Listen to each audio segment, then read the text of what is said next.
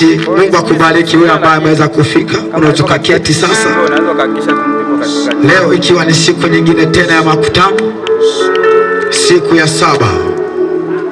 Na kabla sija kusomea neno ambalo tutasimama nao siku ya leo, ngoja nikusomee mstari wa misheni ambao Mungu alituongoza ya kwamba utatuongoza katika makutano haya ya mvumi na kuotoa mvumi, kutoka kitabu cha Mathayo sura ya 4 na mstari wake wa 16. Nitasoma. Watu wale waliokaa katika giza wameona mwanga mkuu, nao waliokaa katika nchi na uvuli wa mauti mwangaza umewazukia.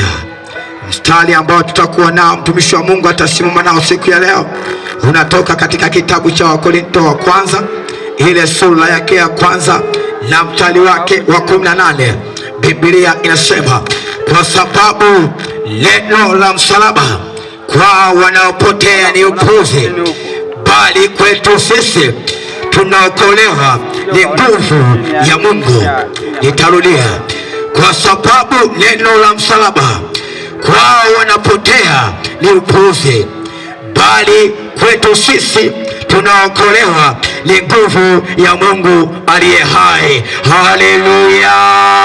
Amen. Amen. Bwana Yesu asifiwe. Haleluya. Bwana Yesu asifiwe. Haleluya. Watu wa Matai, Bwana Yesu asifiwe. Haleluya. Haleluya. Tufungiane mkono namna hii mahali popote ulipo. Haleluya. Haleluya. Haleluya. Haleluya. Bwana Yesu asifiwe. Basi ni siku ambayo ni nzuri na imempendeza Bwana machoni pake. Siku ya leo ambapo tutaenda kusikiliza neno. Ni siku ya 7 na yamkini umesikia mambo mengi sana tangu ilipokuwa siku ya 1, na leo ni siku ya 7. Bwana yuko tayari kwa ajili ya kukuhudumia, na tumaini langu nikiona kwamba Mungu akitembea na wewe na akikuvusha mahali ambapo ukuwahi kuvuka hapo mwanzo. Kwa hiyo siku ya leo Bwana yuko malangoni hapa Matai kwa ajili ya kuikomboa nafsi ya mtu mmoja ambaye anasema mimi nipo tayari kwa ajili ya kulisikiliza neno la Bwana. Hebu kama watu wa Matai mko mahali hapa, nisikie shangwe na vigelegele kwa Yesu aliye hai. Haleluya, haleluya. Haleluya, haleluya. Nataka nikwambia kwamba yamkini umekwisha kusikia mambo mengi yamekwisha kuhubiriwa tangu ilipokuwa siku ya 1 na leo ni siku ya 7, lakini nataka nikwambie kila siku inakuwa na upako wake maalum.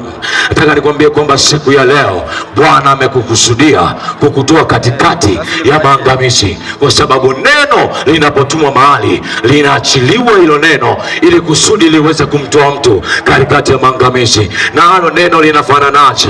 Anasema kwamba neno li hai, neno la Mungu li hai, tena lina nguvu kuliko upanga wote ukatao kweli, tena lina nguvu ya kugawanyisha mwili, nafsi na roho, na kuyatambua, tena li jepesi kuyatambua mawazo ya moyo, na hata kugawanya mifupa hii. Basi nami nataka nikwambia kwamba neno hili ambalo linaachiliwa siku ya leo ni neno ambalo ni kwa ajili yako, wala si kwa ajili ya mtu mwingine. Ni neno ambalo linaenda kukutoa katikati ya maangamizi, kwa sababu Bwana anapoliachilia neno lake, analiachilia neno lake ili lipate kukutoa katikati ya maangamizi. Usipotambua umuhimu uliomo ndani ya jeshi la zimamoto, kabla uchaunguliwa nyumba, uweze ukajua umuhimu wa jeshi la zimamoto. Bwana Yesu asifiwe. Amen. Kabla uchaugua ukawa mgonjwa na ututi, hauwezi ukajua umuhimu wa ile ambulance au ile gari ya wagonjwa. Bwana Yesu asifiwe.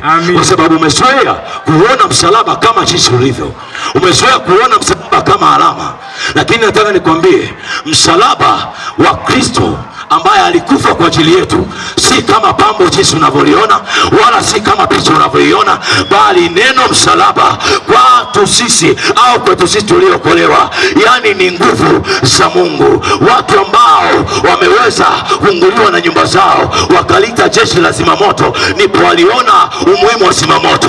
Watu ambao waliugua wakawa mahututi wengi waliona umuhimu wa ile gari ya wagonjwa kuwaisha hospitali. Nataka nikwambia kwamba mtu wa Mathai uliyeko mahali hapa, huyo Kristo ambaye ukimchukulia serious, ukaamua kuwa pamoja naye, yeye ukaamua kuwa pamoja naye na ukalishika ilo neno la msalaba, kwako linakuwa ni nguvu za Mungu, bali kwa wote waliopotea wanaonekana kama ni upuzi. Na ndio maana ukiokoka unaonekana kama ni mtu ambaye umekosa thamani hivi. Lakini nataka nikwambie, sisi ambao tumeokoka ndio tunaopendwa zaidi na Kristo. Sisi ambao tumeokoka ndio tunakuwa na uhakika wa kuingia na raha yake, ambao ndani tunaliamini neno lake na tunaamini hilo neno la msalaba, tunakuwa na uhakika wa kusamehewa dhambi wakati wote. Isahau tunaliamini hilo neno la msalaba, tunakuwa na wa kuponywa magonjwa, tunakuwa na uhakika wa kulindwa dhidi ya nguvu zozote ambazo zinajiinua sio maarifa ya Mungu. Tunakuwa na uhakika wa kuwa na maisha, kwa sababu neno la Bwana linasema ndani yake tunakwenda, ndani yake tunaishi, na ndani yake tunakuwa na uhai wetu. Nami ninakutangazia mtu wa Mathai ya kwamba utakapolipokea hili neno la msalaba, alitaweza ukuacha ukiwa na huzuni, kwa sababu litakutenga mbali na hizo madhabahu za kifamilia, itakutenga mbali na wachawi wanaokuita usiku, itakutenga mbali na kila namna na ila ya mwovu ibilisi shetani. Hebu kama unanielewa, pigie Yesu makofi. Amen. Haleluya, haleluya. Amen, amen. Haleluya, haleluya. Amina. Bwana Yesu asifiwe. Amen. Hebu mwambie chini yako, jipate msalabani. Jipate msalabani. Bwana Yesu asifiwe. Amen. Bwana Yesu asifiwe. Amen. Mwambie chini yako, sijakusikia tena. Sema jipate msalabani. Jipate msalabani. Bwana Yesu asifiwe. Amen. Bwana Yesu asifiwe. Amina. Ninazungumzia habari ya kujipata msalabani. Ndio. Bwana Yesu asifiwe. Amen. Haleluya, haleluya. Amina. Haleluya, haleluya. Amina. Nazungumzia habari ya kujipata msalabani. Ndio. Wengine huko duniani watakwambia kwamba labda nimejipata, nina kiasi fulani cha pesa. Nimejipata, sasa hivi nimeamua kuoa. Ndio. Nimejipata, sasa hivi nina gari. Ndio. Nimejipata, sasa hivi nina maduka kadhaa. Lakini peke yake haitoshi. Kujipata huko hakutoshi, inabidi ujipate msalabani. Amina. Neno la Kristo linasema hivi, maandiko matakatifu yanasema, je, yafaa nini mtu akiupata ulimwengu na mambo yake yote, lakini akaukosa ule uzima wa milele? Kwa hiyo una uwezo wa kujipata kwenye mali, una uwezo wa kujipata kwa waganga. Amen. Una uwezo wa kujipata ukawa na familia nzuri. Una uwezo wa kujipata ukawa na kila kitu unachokitaka. Amen. Lakini ukijipata katika yote hayo pasipo kujipata kwa Kristo ni sawa na bure. Amina. Je, kama unanielewa? Amen. Ukijipata kwa yote yaliko duniani na ukashindwa kujipata kwa Kristo pale msalabani ni sawa na bure.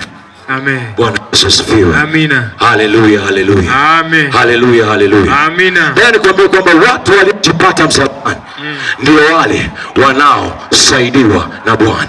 Amina. Hebu mwambie jirani yako, watu waliojipata msalabani, watu waliojipata msalabani ndio wale wanaosaidiwa na Bwana. Haleluya, haleluya.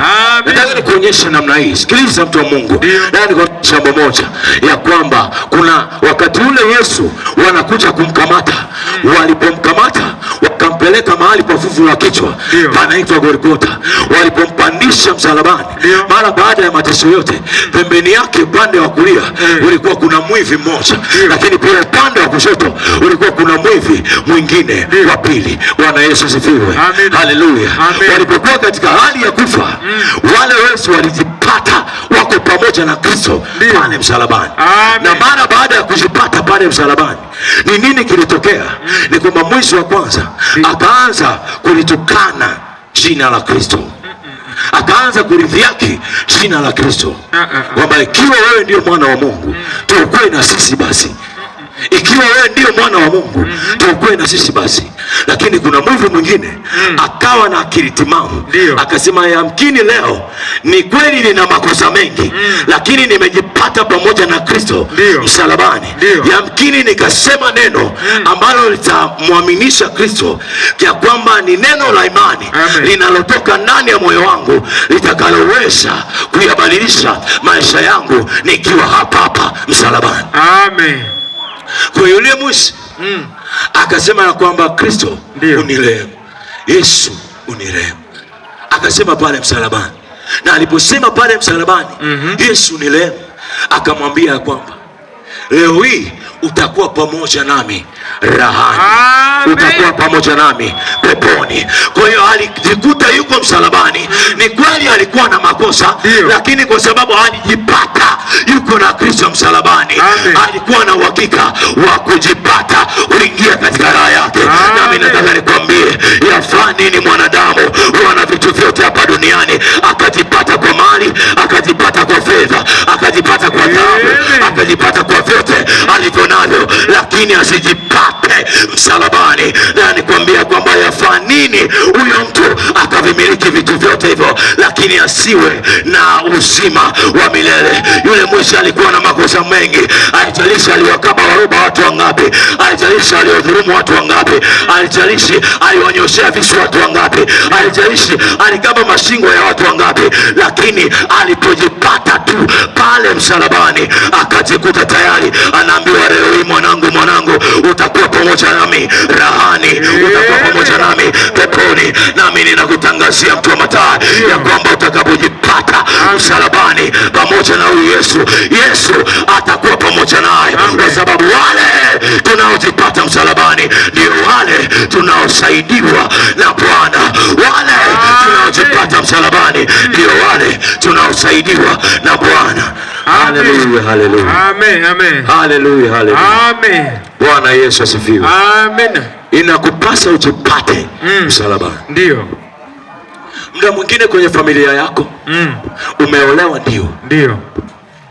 Ni kweli umeolewa. Una familia, ndio. Una watoto, ndio. Lakini vibao vya mume wako havishi kunyanyuka shavuni kwako. Ndio. Ni kwa sababu ndoa yako haijajipata msalabani. Amen. Kuna uwezo wa kuwa na ndoa, lakini si kila ndoa imejipata msalabani. Ndio. Una uwezo wa kuwa na mali, lakini si kila mali imejipata msalabani. Ndio.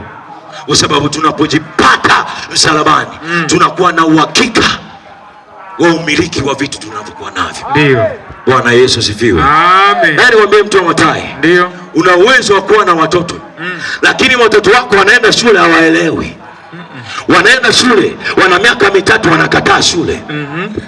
Wanaenda shule wakifika misimu inawarukia, inawavamia, wanakataa kuendelea na shule. Si kwa sababu wewe haupendi watoto wako wasome, ila ni kwa sababu watoto wako hawajajipata msalabani. Amen. Wewe ni mama uko mahali hapa unanisikiliza sawa sawa.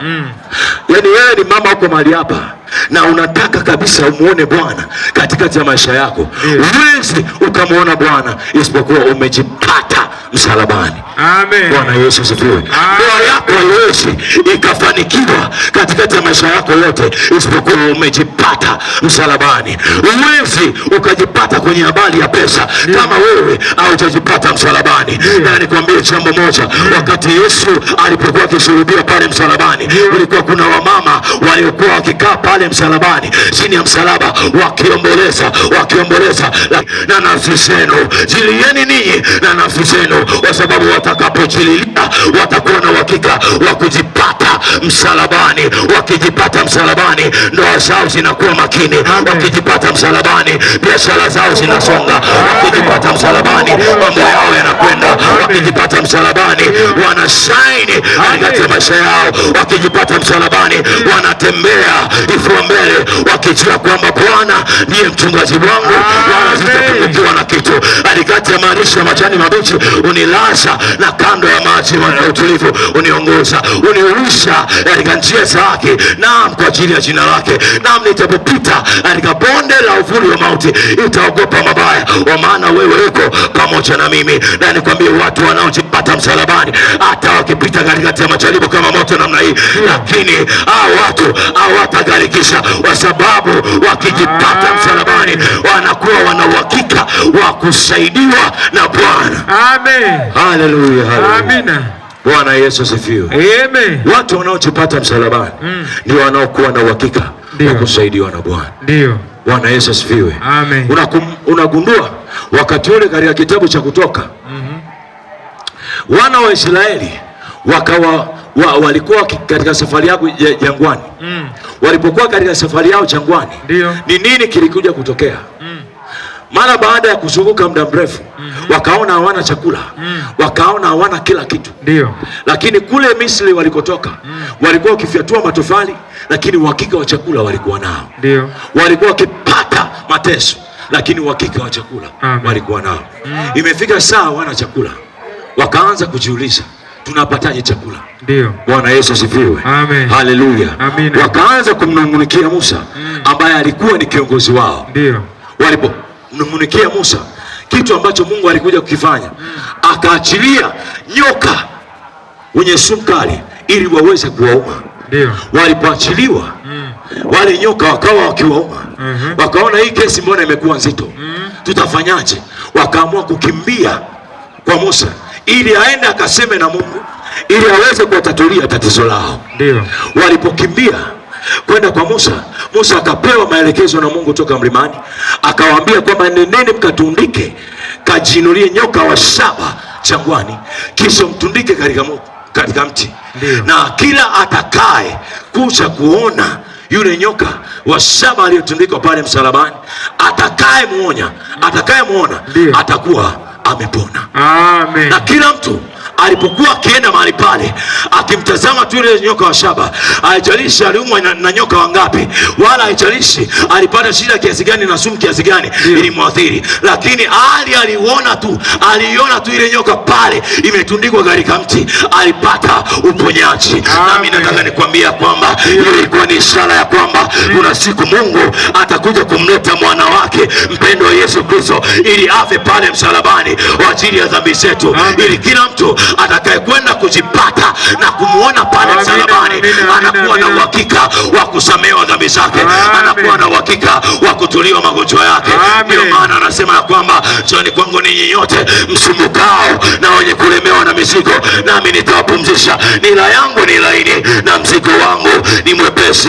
Nami kama kuhani wa Bwana mtu Mathayo ninakutangazia, haijalishi umeumwa magonjwa mangapi, haijalishi wachawi wamekuita mara ngapi, haijalishi umeanza biashara na biashara zimekufa, vingapi umeanzisha lakini vimekufa, nami nataka nikwambia kwamba yupo Kristo ambaye ukijipata hapo msalabani anainua kila kitu. Anasema ya kwamba anamuinua mnyonge kutoka chini na tisha pamoja na wakuu, anamuinua juu, anatisha pamoja na wakuu. Inachokuhitaji ni wewe kuwa na upendo wa Kristo, kwa sababu anasema yeye aliye na amri zangu ndiye anipendaye, naye anipendaye atapendwa na Baba yangu, nami nitampenda na kuja kujidhihirisha wake. Yesu atakuja kujidhihirisha katikati ya maisha yako, kwa sababu uliamua kumpenda. Kwa sababu sisi hatuokolewi kwa sababu tunafunga sana, hatuokolewi kwa sababu tunaomba sana, hatuokolewi kwa sababu tunahudhuria ibada nyingi wala mikesha mingi, bali tumeokolewa kwa sababu ya upendo wa Kristo na kujipata msalabani. Amen. Pigie Bwana Yesu makofi. Amen. Haleluya, haleluya. Amen, amen. Haleluya, haleluya. Amen. Watu waliojipata msalabani walisaidiwa na Bwana. Hichi ndio kitu ambacho nataka tu nikwambie. Amen. Na Mungu niambie nikwambie, watu waliojipata msalabani ndio wanaosaidiwa na Bwana. Amen. Unagundua wakati ule Yesu wakati anataka kuitoa roho yake, yuko pale msalabani namna hii, akalia kwa sauti kuu. Na alipolia kwa sauti kuu, akaitoa roho yake. Alipoitoa roho yake, Biblia inaniambia kwamba radi zikaanza kupiga mahali pale. Makaburi ya wafu yakafufuka, kwa sababu walijipata kwenye siku ambayo Bwana Yesu alikuwa akienda kukomboa ulimwengu. Wewe ukiwa karibu na Yesu, akaingia ndani ya maisha yako, anakaa pamoja kile ambacho kilikuwa kimezikwa kwa muda mrefu. Watu waliojipata siku Yesu anakuja kukomboa ulimwengu, anakufa msalabani, walifufuka kwa sababu Yesu aliamua kuwapatanisha pamoja na msalaba. Hauna sababu nyingine ya kukimbia ili usijipate msalabani. Nakwambie, nje na Kristo hakuna maisha. Wanakwambia kwamba tunaendelea kula maisha Bwana, watu tunaendelea kula maisha. Labda nikifikisha miaka 70 nitamkiri Yesu. Na nikwambia kwamba wokovu sio jambo la baadaye, wokovu ni jambo la sasa hivi, kwa sababu wokovu ni sasa. Saa ya wokovu ni sasa na wala si baadaye. Usiseme nikifikisha miaka 30 mwanangu eti ndipo nitakapookoka. Usiseme baba yangu nikifikisha miaka 70 ndipo nitakapomjua Yesu. Yesu mwenyewe kutembea na wazee. Yesu alitembea na vijana kwanza. Kwa hiyo wakati wa kuwekeza ndani ya maisha ya wokovu ni sasa. Unaweza ukawa ni mzee lakini roho yako ikauishwa. Anasema auisha ataurejeza uso wako kama tai. Unaweza kuwa ni mzee wa miaka 70 lakini utakapompata huyo Kristo na ukajipata msalabani, ataurejeza uzee wako kama tai, kama tai, na maisha yako yatakuwa ya furaha. Amen. Muda mwingine unaweza ukawa kwenye maisha yako ni kama ombaomba tu. Ndio. Kama ombaomba. Ni kwa sababu hujaijua siri ya kujipata msalabani. Ndio.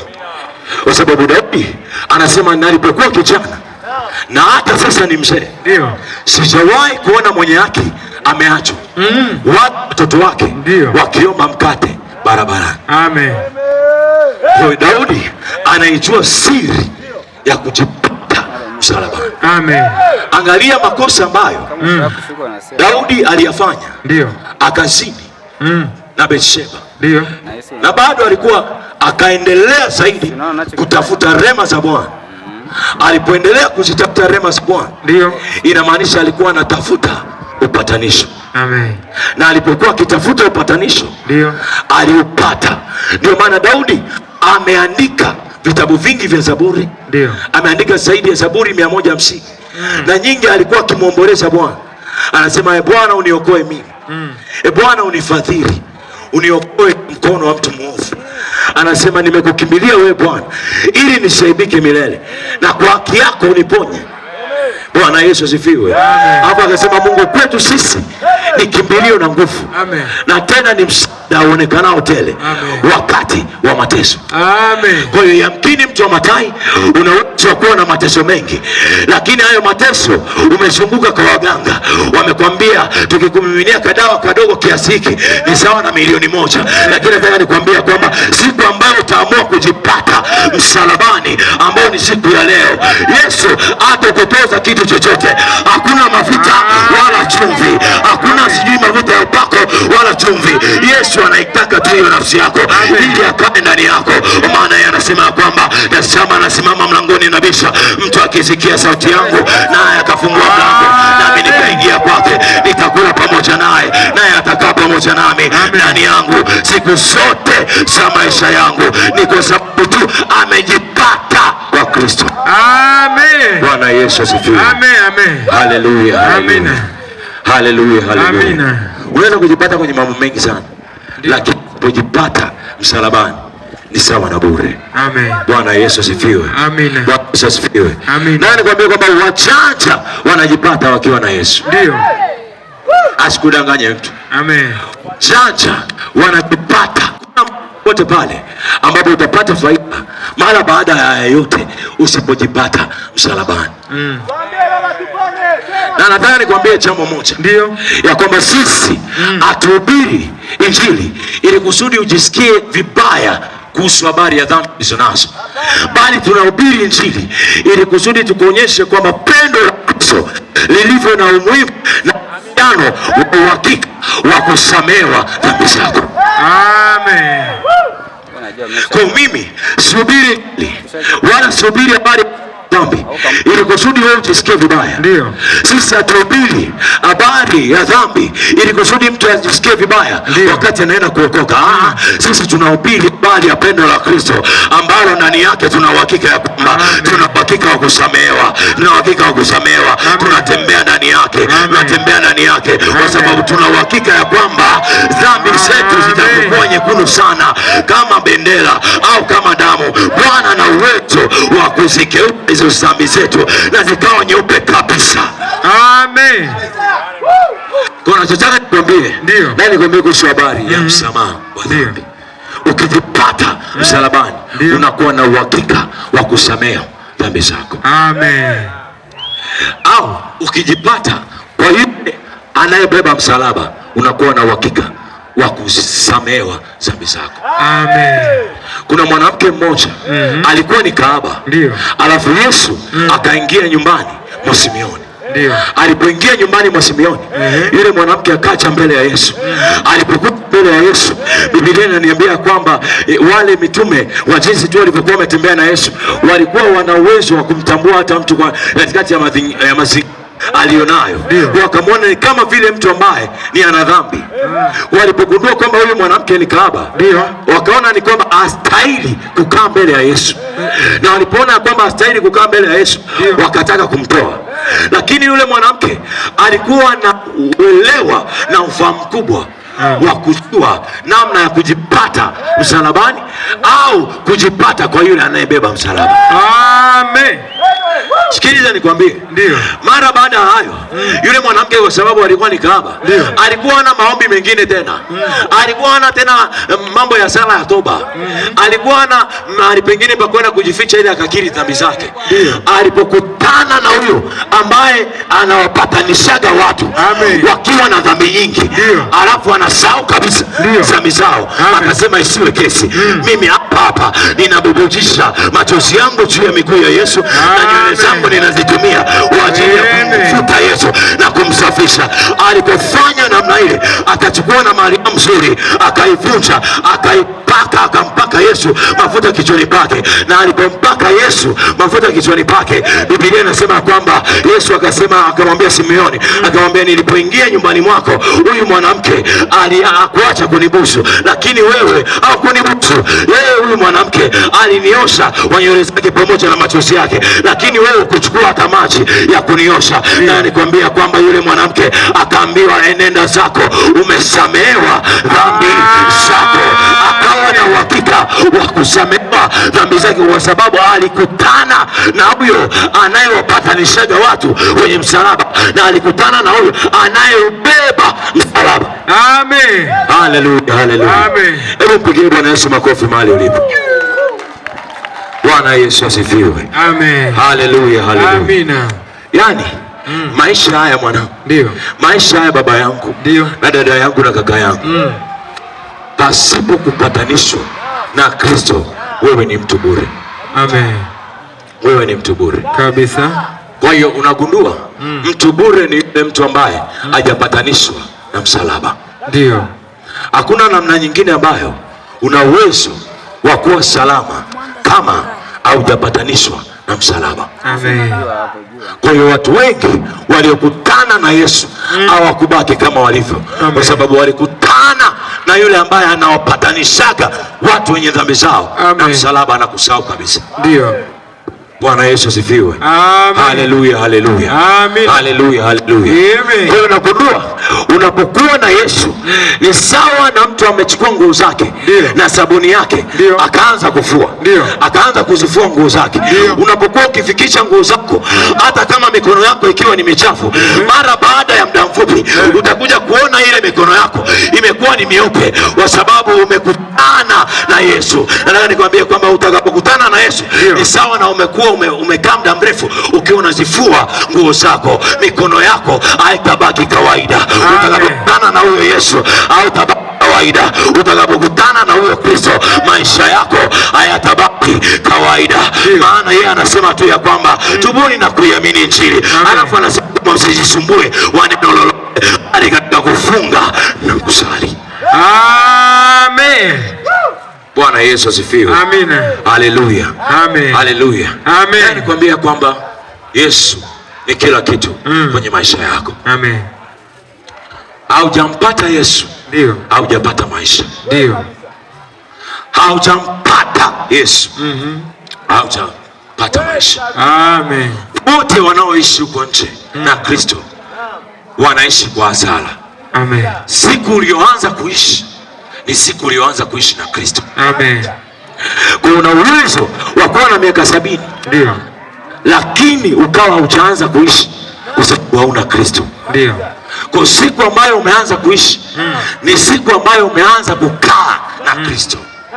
Siku ulioishi ni siku uliojipata msalabani. Amen.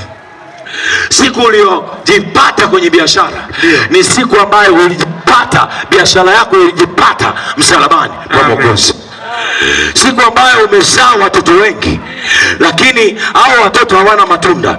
Siku ambayo utataka matunda yaanze kutokea kuanzia mtoto wa kwanza mpaka kitinda mimba ni siku ambayo utaamua kwamba ninawapatanisha watoto wangu msalabani. Nami nataka nikwambia kwamba wewe mtu wa Mathayo, utakapozaa watoto wako usiwakimbize kwa bibi wala babu ili wakachukuliwe nyayo zao. Usiwakimbize kwa bibi wala babu ili wakanyolewe nywele zao. Usiwakimbize kwa bibi wala babu ili wakakatwe kucha zao. Usiwakimbize kwa bibi wala babu ili wakachanjwe ndimi zao. Na nikwambie kwamba chanjo pekee ambayo ina uwezo wa kuleta wokovu katikati ya maisha yako siku zote za maisha yako ni chanjo ya Yesu Kristo. Yeye atakuchanja tu kwa hiyo imani yako, ukaamini kwamba Yesu alikufa msalabani kwa ajili yangu na alizikwa kwa ajili yangu na kufufuka kwa ajili yangu. Hiyo chanjo itakusaidia siku zote za maisha yako. Maana ni mara nyingi umeenda kuchanja na hujapata msaada, lakini ukipata hiyo chanjo, hiyo chale moja tu ndio ikipita moyoni mwako. Waganga wana uwezo wa kukupiga chale lakini hawana uwezo wa kupiga chale kwenye moyo. Ndio. Unanisikia sawa sawa? Nakwambiaje? Waganga wana uwezo kukupiga chale, yani kiuno kizima kikawa kama mkanda wa jeshi, lakini wasiweze kukuichanja, kuipiga chale roho yako. Duniani tunayo chale moja tu, baba yangu, duniani tunayo chale moja ambayo ikichanjwa ndani ya mioyo yetu inageuza tabia tulizo nazo, inageuza utajiri tulio nao, inageuza kila namna ya mienendo tulio nayo, inageuza kila mwenendo wa maisha, inageuza namna ya kuenenda katikati ya maisha yetu, kwa sababu hiyo chale moja tu ina uwezo wa kuleta utajiri. Ndio maana nasema nawe utamkumbuka Bwana Mungu wako akupae nguvu za kutafuta utajiri. Unapoenda kwa mganga anakupiga chale moja, anakupiga chale nyingi, alafu baadaye anakuambia utarudi kunisalimia. Anapokuambia utarudi kunisalimia, inamaanisha urudi ukiwa na kitu cha mkononi. Yaani ukampelekea sukari. Na haya ni mambo ambayo yani ni ya kitoto, kwa sababu kila siku unapigwa. Ndio. Unaambiwa hii pesa ni ya mizimu. My dear friend, hiyo pesa sio ya mizimu, ni ya mganga. Lakini kwa Yesu anapokupiga ile chale moja, ndio inakuwa ni alama ya wokovu. Ndio. Na kwa sababu hakuna anayeamini asiyekuwa na alama. Amen.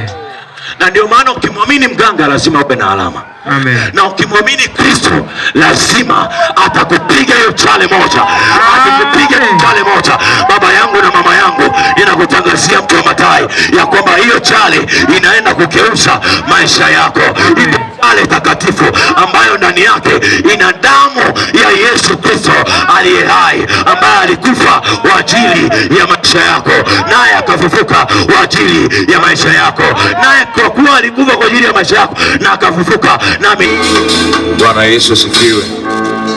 Neno la Bwana linasema mtu yoyote atakayetaka kunifuata sharti ajikane mwenyewe, ajikane na nafsi yake, kisha ubebe msalaba wake na kisha anifuate. Jana tumekuwa na mtu mmoja alikuwa ni mganga, ameamua kusalimisha vyote alivyo navyo. Si kwamba uganga ulikuwa umpi faida, ila faida aliyokuwa nayo haikumfaa yeye kuwa na malamia mbinguni na malamia duniani. Lakini sasa hii nimekuja kukupa huo uhakika ya kwamba utakapokuwa na huyo ambaye anatoaga maramia duniani na malamia kwenye uzima milele, utakuwa itakuwa mikono salama. Siku zetu sio siku tena za mwisho, bali tunaishi kwenye ukingo wa siku za mwisho. Yafaa nini ukajifariji katika bonde la dhambi nyingi? Yafaa nini ukajifariji katika mambo mengi yasiyofaa, lakini ukamkosa huyo Kristo? Natamani wewe na huyo Kristo katika maisha yako. Siku ya leo sijaja kutupa moto, bali nimekuja kutupa pendo la Kristo litakalo kuvuta kwake, na litakapokuvuta kwake, kwa moyo wa mtu ataamini, na kwa kinywa ukiri na kuupata wokovu. Kwa moyo wa mtu amini hata kuipata haki, na kwa kinywa unakiri ili kuupata wokovu. Kama uko mahali hapa unasema ninamhitaji huyu Yesu, nyosha mikono yako juu sahihi, tutapata kuomba na wewe. Nyosha mikono yako juu, nyosha mikono yako, fumba macho yako, wala usimwonee jirani yako aibu. Fumba macho yako, fumba macho yako.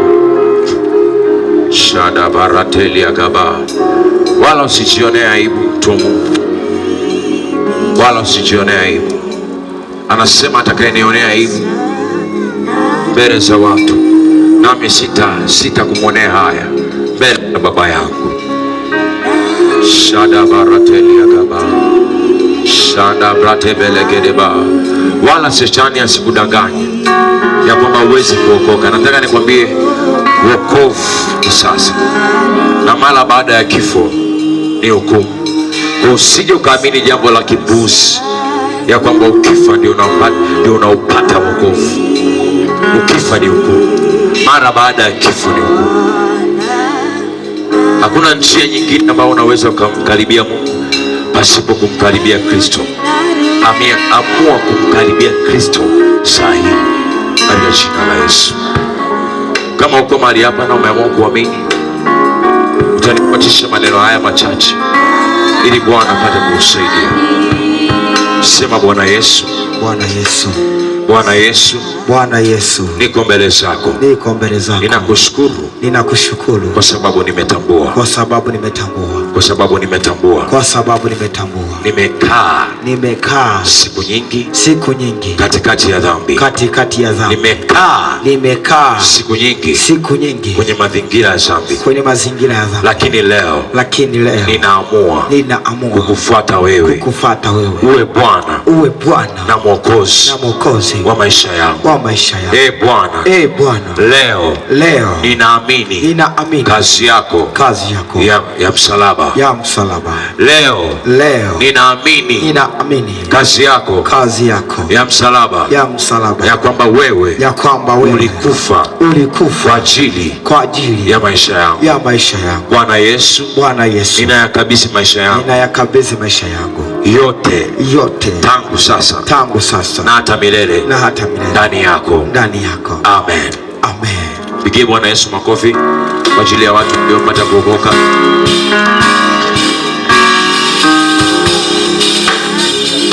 Basi tuchukue majina yao haraka haraka.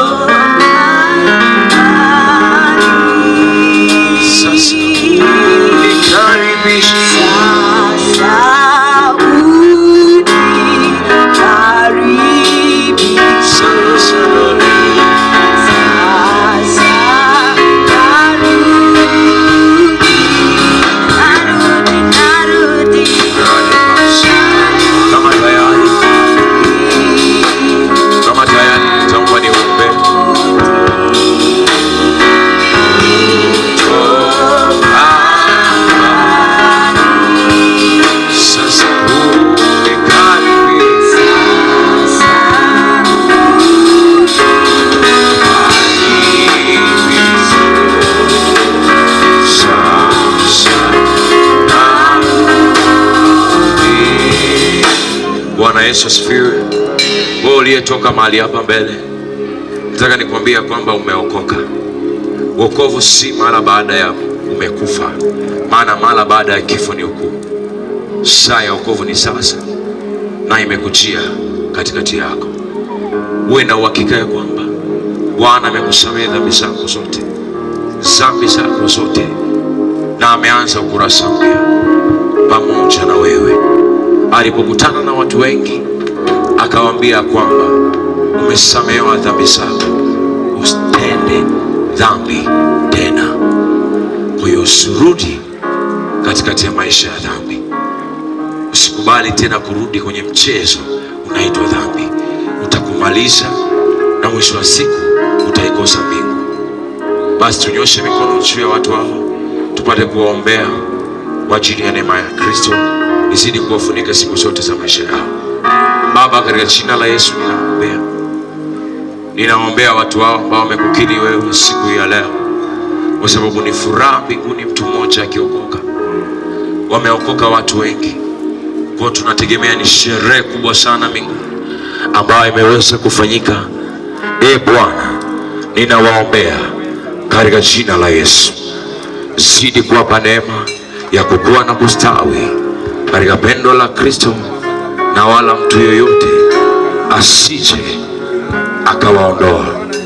Shetani amepanga kuwapepeta kama ngano, lakini katika jina la Yesu naachilia roho ya ulinzi na malaika atakayewalinda siku zote za maisha yao, nao wakawa salama hata mwisho. Katika jina la Yesu Kristo, neema yako na ikawashikilie na ikawatunze kwa damu ya Yesu na kwa damu ya mwanakondoo. Amen. Tumshangilie Yesu aliye hai kwa ajili ya watu wao. Pigie Bwana Yesu makofi. Haleluya, haleluya. Pigie Bwana Yesu makofi. Rada barakatelia gaba, shanda baratelia gabaratelia. Mshangilie tu Bwana Yesu, mshangilie tu Bwana Yesu. Randa bazita rabakata bai, randa baso barakida bratelia gabai, randa baso baratida bareka, arobaske bina kapande bradelia. Katika jina la Yesu. Jambo la mwisho, amen. Natamani kama wewe ni mgonjwa uko mahali hapa, tamani tukapate kukuombea. Bwana yuko mahali hapa na nguvu zake saa hii kwa ajili ya kukuponya wewe na magonjwa yako yote.